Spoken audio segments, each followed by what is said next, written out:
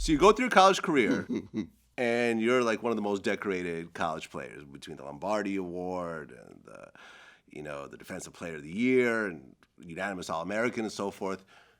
The draft starts to get ready, and right before it happens, everything goes haywire. Right? Is there a question there? Well, there was these allegations about drug use. Understandable. Which was found to be false later on. Of course. And where's that article that they wrote up like they plastered me across the paper, the New York Times? Where's that? Where's my correction? There was a correction, I guess, in the Miami newspaper, but not on a national level. Exactly. Right. I got dropped at 11:30 at night on SportsCenter. Yeah. Before 12 noon draft. You got sabotaged.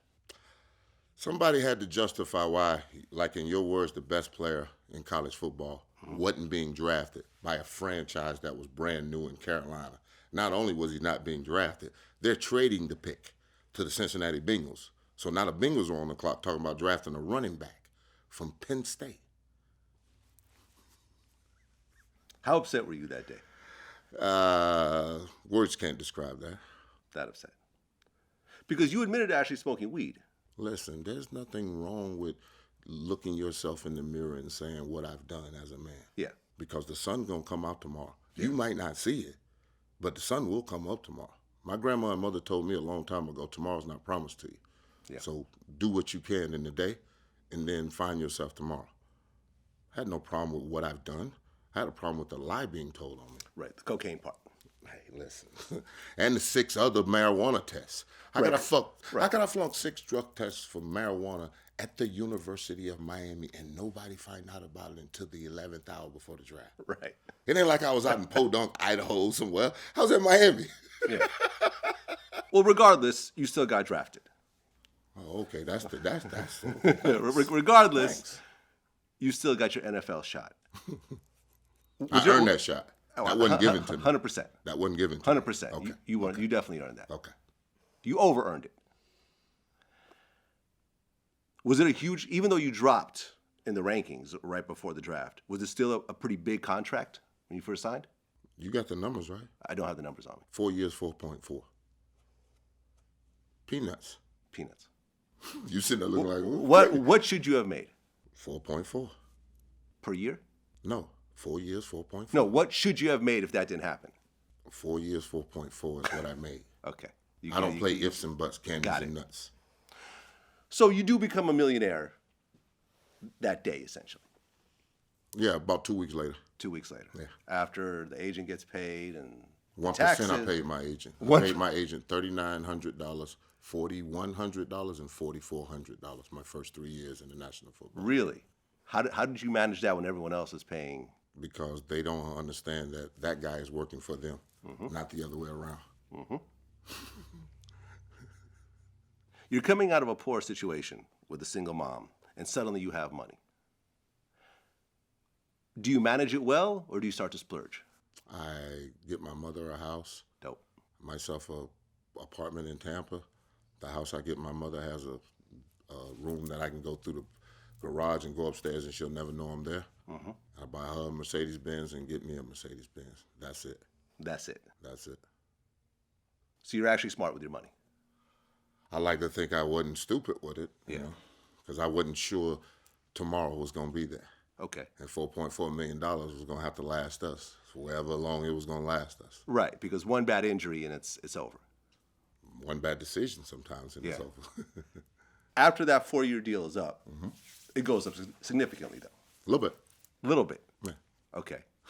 What were you getting at your absolute height when you're winning Super Bowls and so forth? The contract was 6 years, $36 million. Okay. Now we're talking $6 million a year. Yeah. Nice piece of change. You know, and I talk to a lot of professional players, you know, from various sports here on VladTV. And I always got to get a very similar story. You have these locker rooms that are worth tens, if not hundreds of millions of dollars, and players are not talking business to each other. They're talking about jewelry, they're talking about girls, but they're not talking about starting businesses, they're not talking about investing their money, that type of thing. You know, that's something I push really hard on VladTV. I also have something called Vlad Stocks where I talk about investing and so forth. Are you, well, number one, is that true based on what you saw? Not many conversations are business-like when you're talking about a football organization where you have meetings and special teams and lifting and different things to go. It just ain't. Who's the rocket scientist that plays linebacker or safety that's in there talking about starting what kind of business? I mean, these are all multi-millionaires, though. No, I'm just asking. What kind of business are you about to buy? You already have a job. Real estate? No. Yeah. I mean, investing. then Stock you investing. need to go find you a guy who understands the movement of markets and the different places where you actually go buy something and you don't buy something. You know what I'm saying? Mm-hmm. And who's that rocket scientist that's in that locker room? That came from a poor single mother situation off a dirt road? Yeah. But in retrospect, you see what I'm talking about, though. Hindsight's always 20/20. You can always go back and invest in Apple when Apple started and be the brainiac. You can always be the guy that goes back and invests in Google or Netflix. It's always that way. Yeah. I mean, once I started getting, I blew the first time I made money back in 2000. I blew it all. The dot-com crash wiped me out. Once I started making money again, I started reading a lot of books about investing, and I was. It normally takes you to go through some money to actually now understand what it is to put money away. Exactly. So you're the same as the rest of those locker room guys. Pretty much. By yourself. Pretty much.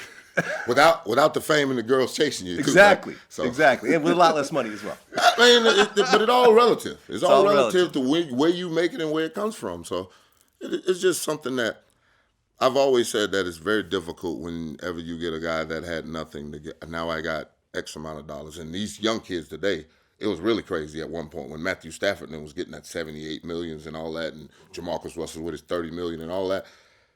Who do you turn to? I mean, you talking about guys in the locker room. You know those guys in the locker room are happy you have a problem because now I don't have to talk about mine and I can sit and listen. Mm-hmm. I mean, come on, come on. Yeah, and plus it's the company you keep. Okay, and the NFL doesn't go out of its way. Why should they? The average career is 3 years long, and the GM in the office is looking for the next pick. That's how he keeps his job. So, I mean, they're not there to look out for you. You got to look out for yourself.